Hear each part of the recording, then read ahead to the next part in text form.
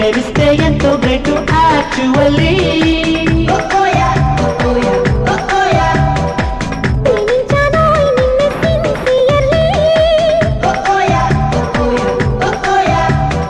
పద పదమంటూ పరుగులు తీసే వయసిదే బేసికల్లీ